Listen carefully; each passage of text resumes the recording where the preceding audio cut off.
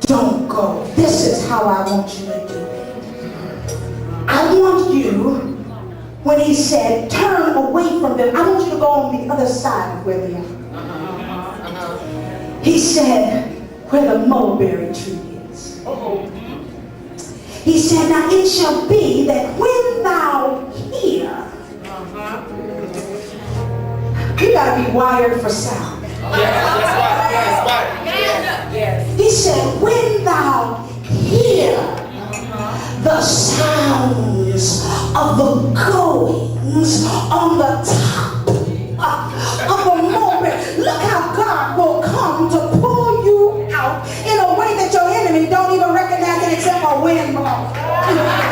The wind just blowing trees, and here it is, God in the heavenly host coming through to pull you out of something.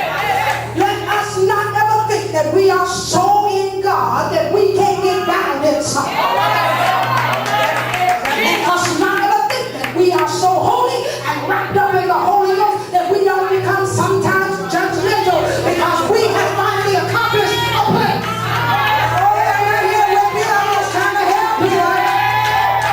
Let us not think that we got it together like that. This is why we need the Holy Ghost. If we had it together, we wouldn't need the Holy Ghost. I need the Holy Ghost. I need God to keep pushing something in me. I need God to keep striking the metal of everything under me. I need for God to keep letting me get in something so I can know it's Him getting me out. I need His mercy. I need to hear. But if you're not wired for sound, then when it's time for the breakthrough, you go missing. Now, there they are, and they're under the mulberry tree, and they sitting there waiting up under the mulberry tree.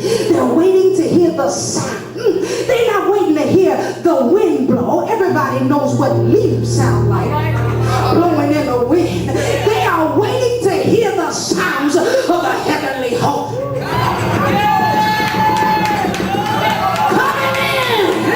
Oh, y'all don't hear what I'm saying. This is what I'm saying. When the anointing of God got your neck so fat, like the ox that the enemy has captured, got the ox with a yoke, and they keep feeding him so he can keep working.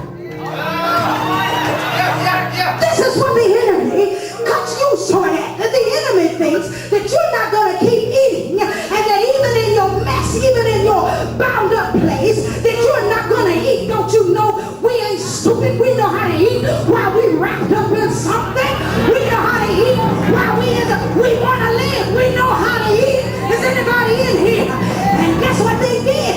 The Assyrians kept turning the lock and turning the lock and turning the lock until the net broke the lock. The anointing, that's how it's said. Y'all, the next time y'all get in something, y'all gotta get up under it.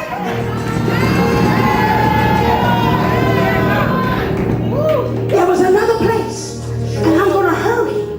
There was another place, the sound of the breakthrough. I was looking at the word of God in chapter 30 of 1 Samuel. And it's here.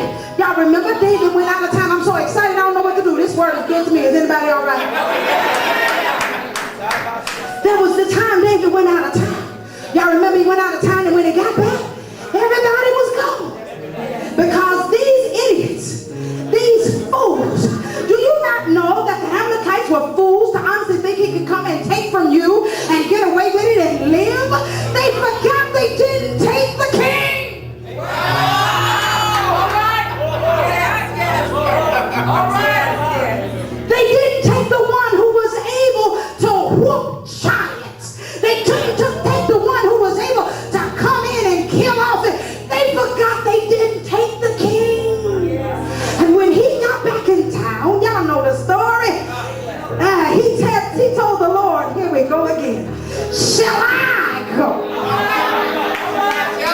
Oh, it's right here in the 30th verse. He said here in the 8th verse of the 30th chapter, and David inquired at the Lord, saying, now mind you, he had put on his ephod by now. And on his ephod, in the ephod of the priest, there bear, especially of the prophets, there bear the Urim and Thummim stones.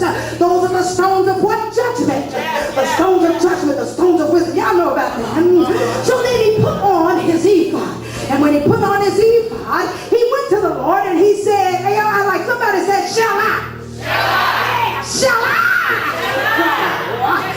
and shall I overtake them. Y'all, he said overtake them. I like the word overtake, because see, if I overtake my enemy, I get to do with my enemy what I want to do to my enemy. Are y'all all right with me? See, y'all got, I'm from the streets. Oh God. Look at this one. Now, here's what I want to tell you all before I sit down. David pursued with 600 men. But when they got to the brook of Bishar, there's some left behind. You gonna start out with some, but everybody ain't going. All right now, come on. Hallelujah.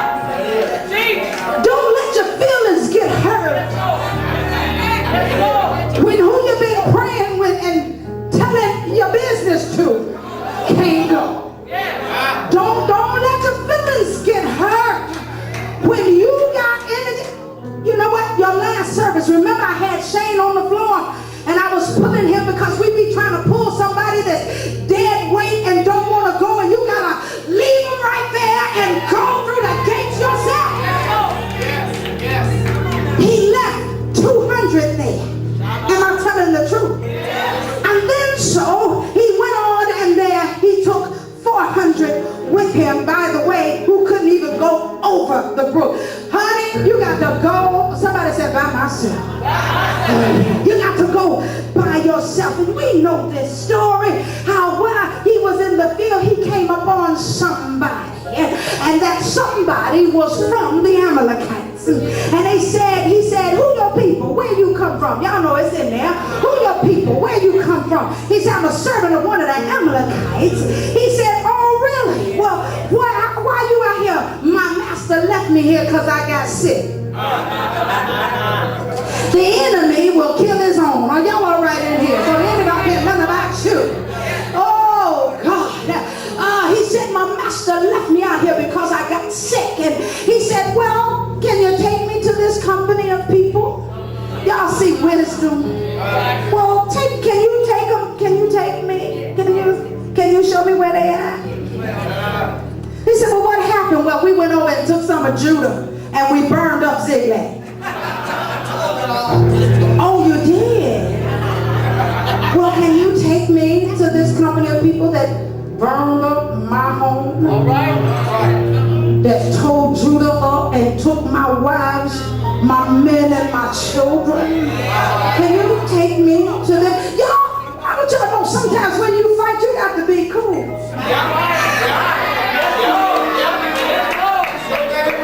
Everything don't come out like this.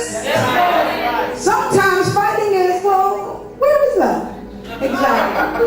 Do we have time to go? Can we get there from here in about an hour? Is that good? Can we try? Can we do that? And he took them, and the Bible says he destroyed them. He destroyed them. Don't forget, he already said, Lord, shall I? Somebody say, shall I? Don't you ever believe that the anointing on you can't handle the yoke on you. That's what the anointing is for, to break and destroy. Not just the yoke, but I'm talking about the roots. Do you know, just like a tree, with the roots of a tree, they sniff out water. Yes, God. They could be in a dry